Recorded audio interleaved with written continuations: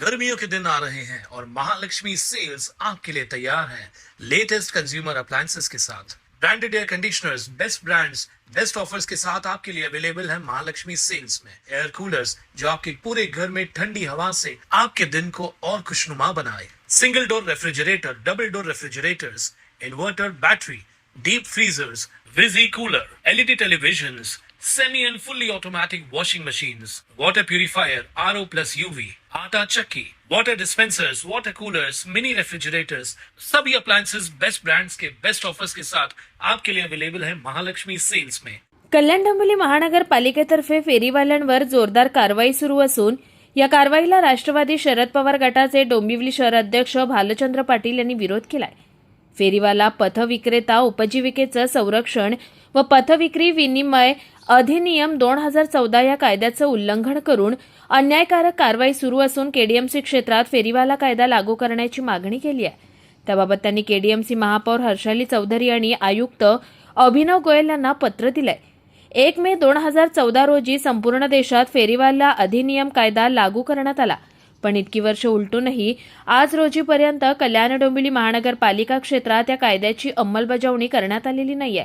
गेल्या अनेक महिन्यांपासून महानगरपालिकेने सरसकट कायद्याचं उल्लंघन करून फेरीवाल्यांवर कारवाई करून त्यांच्या उपजीविकेचं साधन काढून घेतलंय। यामुळे शहरातील भाजी विक्रेते, फळे विक्रेते, फूल विक्रेते व इतर फेरीवाले यांची उपासमार होतीये।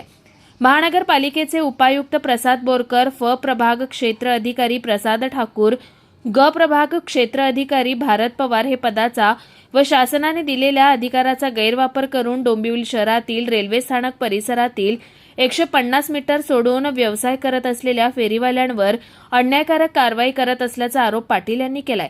कारवाई करताना फेरीवाल्यांचं साहित्य जप्त करताना पंचनामे करणं बंधनकारक असताना बेकायदेशीर साहित्य जप्त करून त्याची लूट करून मर्जीतल्या कर्मचाऱ्यांच्या मार्फत हे साहित्य आठवडा बाजारातल्या काही विक्रेत्यांना अर्ध्या किमतीत देण्यात येत आहे।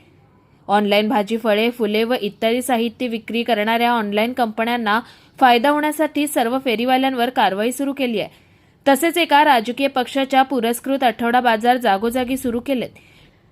शेतकऱ्यांच्या नावाखाली बाहेरील जिल्ह्यातील फेरीवाले आणून बाजार भरवले जात आहेत। त्यामुळे येथील स्थानिक भूमिपुत्र व शेतकरी भाजी, फळे व फुले विक्री करणाऱ्या रोजगार बुडत आहे। फेरीवाल्यांवर कारवाई करण्याच्या आधी त्यांचे सर्वेक्षण करून पुनर्वसन करण्याची जबाबदारी महानगरपालिकेची आहे, परंतु या संदर्भात कोणतीही कारवाई केलेली नाहीये।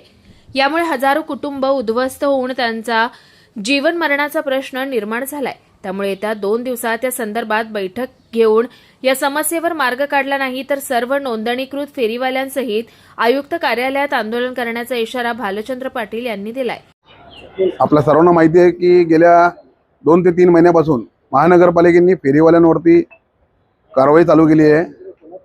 फेरीवाल्यांवरती कारवाई करत असताना सांगताना अधिकारी वर्ग जो आहे तो सांगतो की आम्ही 150 मीटर परिसरात कारवाई करतोय, पण मुळात 150 मीटर सोडून संपूर्ण कल्याण डोंबिवलीमध्ये सरसकट कारवाई केली आहे। काही राजकीय पक्षांच्या कार्यकर्त्यांना लाभ व्हावा आणि अधिकाऱ्यांची संगनमत करून बेकायदेशीर आठवडा बाजार मात्र या अधिकाऱ्यांनी स्वतः सुरू केलेले आहेत आणि त्यात भागीदार आहेत। फेरीवाल्यांवर कारवाई करताना त्यांचं पुनर्वसन करण्याची जबाबदारी 2014च्या कायद्यानुसार असताना 2014 पासून कायदा लागू झाल्यापासून आजपर्यंत महापालिकेने कोणतेही पुनर्वसन नाही केले। आता माझ्या माहितीमध्ये असं मला समजलंय की ऑनलाईन ज्या कंपन्या आहेत, जे भाजी, फळं, फुलं आणि इत्यादी जे साहित्य विकतात, त्या कंपन्यांकडून या अधिकाऱ्यांना एक मोठं पॅकेज मिळतंय। आर्थिक तडजोड यांनी केलेली आहे आणि त्यांना फायदा होण्यासाठी संपूर्ण कल्याण डोंबिवलीमध्ये रस्त्यावरती एकही भाजी विक्रेता, फळे विक्रेता किंवा एखादा स्थानिक शेतकरी असेल तो त्याचा शेतातला माल विकू शकत नाही। मग हा नक्की कोणाच्या फायद्यासाठी केलं जात आहे? नागरिकांची दिशाभूल केली जात आहे।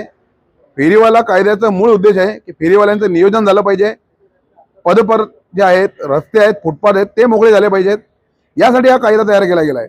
तर महानगरपालिकेला खरंच जर लोकांची समस्या दूर करायची असेल मग फेरीवाला कायदा राबवण्यासाठी यांना अडचण काय? यांनी या ऑनलाईन कंपन्यांकडून मोठे हप्ते सुरू केलेले आहेत आणि म्हणून यांनी सरसकट कारवाई केली आहे।